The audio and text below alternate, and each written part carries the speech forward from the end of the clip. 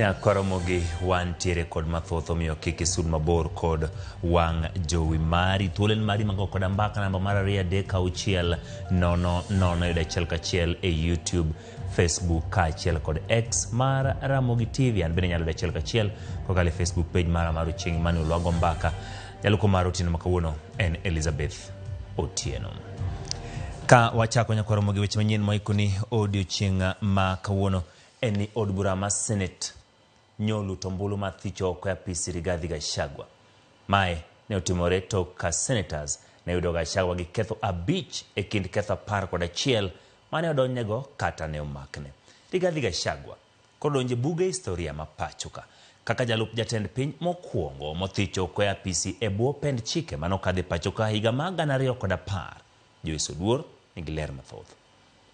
Bang' odiochienge 2 mar winjo neno kod dayo dhojo neno ewi bura mar thicho oko e apisi Rigathi Gachagua kaka jalup jatend piny, otieno manyoro od bura mar Senate noluto ombulu mar thicho oko Rigathi Gachagua kata obedo ni notuo kendo norwake e od thieth.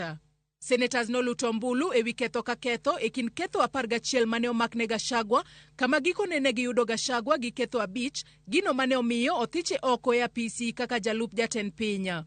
Pursuant to Article 145(7) and 151(b) and 2 of the Constitution and Standing Order 78(8) of the Senate has resolved to remove from office by impeachment His Excellency Rigathi Gachagua AGH, the Deputy President of the Republic of Kenya.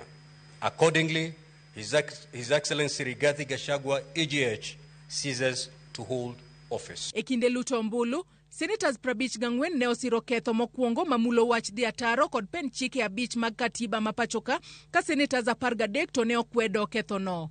Kanyo, Gachagua noyud gi ketho mar yango ni piny Kenya chalo kaka kambi ma kila ja Kenya nigi shares, gino mowach ni nyalo nyayo akweda mag dhoudi, ahinya to dhoudi mane okosiro lwedo sirikal mar Kenya Kwanza kod jatend piny William Ruto e yiero mokadho. Now the result of the division is as follows. Charge number 1, ayes 54, nays 13, abstention 0. So the high ayes have it. Gachagua bende oyud kod ketho mar temo thiro tij jong'ad bura e doho mapachoka tok kane obwogo ngima jang'ad bura Esther Maina, seyo bad migawo mar obila mang'weyo maling'ling' e pachoka NIS, kama ne owacho ni jatend NIS Nordin Haji ok notimo tije e gayo ng'anyo mag rowere mag Gen Z. Senators bende oyudo Gachagua gi ketho mar kelo pogruok mag dhoudi e pachoka, maina taro mar chike manitiere ka duol mochung' ne riwo wi oganda kanyachiel kod ketho mar bedo gi tim maracha. Charge number 4, the ayes at 51, nays at 16, abstention at 0, the ayes have it. Charge number 5, ayes 49, nays 16, abstention 2, so the ayes have it. Charge number 6, ayes at 48, nays at 18, abstention 1. So the ayes have it. Charge number 9, ayes 46, nays 20, abstention 1.